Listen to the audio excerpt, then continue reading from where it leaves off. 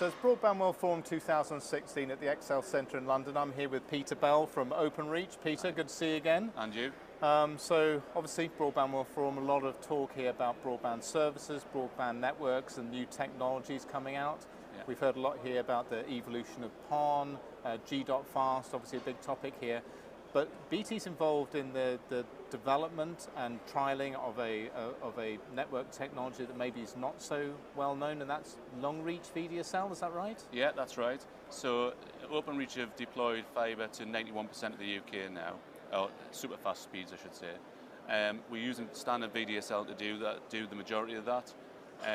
In the hard to reach areas, and we're going to go to 95% next year, in the hard to reach areas beyond 95%, we're trialling technology called Long Reach VDSL, okay. And that will help us to meet the government's USO of 10 megabits. Okay. We've got a trial going in Sussex and one in the Isle of Lewis in Scotland, which was a bit of a logistical event. Right.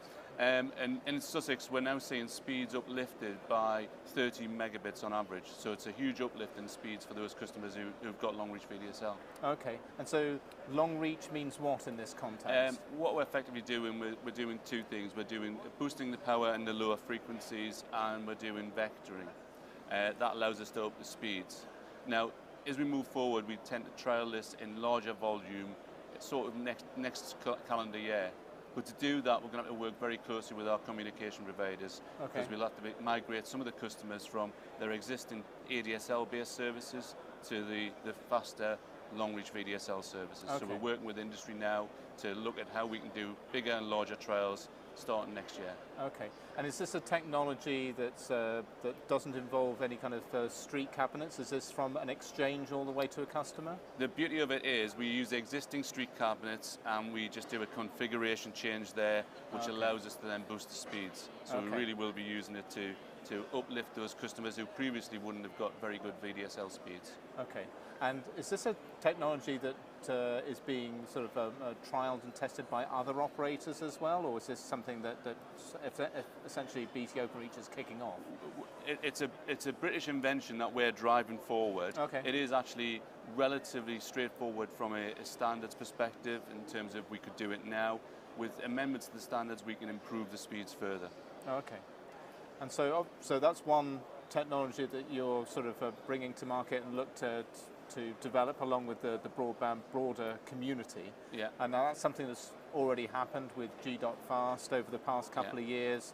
It's really evolved probably over the last 2 years from a technology that was short range from a distribution point to the customer, and now we're talking about G.fast from street cabinets over longer distances. Yeah. What's the latest from the trials you've been doing? So we've got some trials going in Huntington, in Gosforth and in Swansea. The trials are proving, we've got 500 customers connected via a number of communication providers, covering around about 4,000 premises. The trials are going really well. The speeds are as we'd expect. We're really confident about that technology now. We've had some great feedback from communication providers and from end customers who are pleased with the reliability and the speed it gives. Okay. And we're at the point now, which is really exciting, where we're going to start deploying this in earnest from the cabinet location with the recent amendments to the standards, and we'll be rolling that out. We'll have 140,000 homes covered by March 2017. Okay.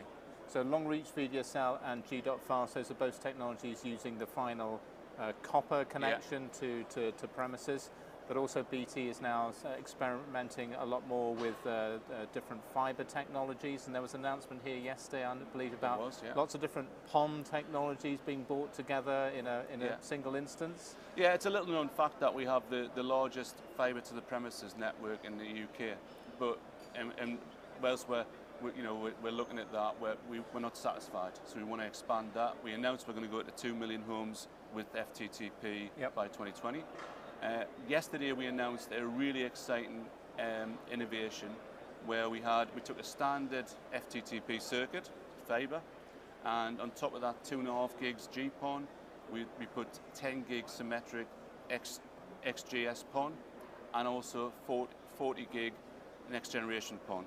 Right. Which is a real endeavour. So we've got 52 gigabits on that fibre, same fibre, providing those services. So huge innovation, huge potential for what we can do with fibre in the future. Okay, and that really is just testing out the capabilities rather than.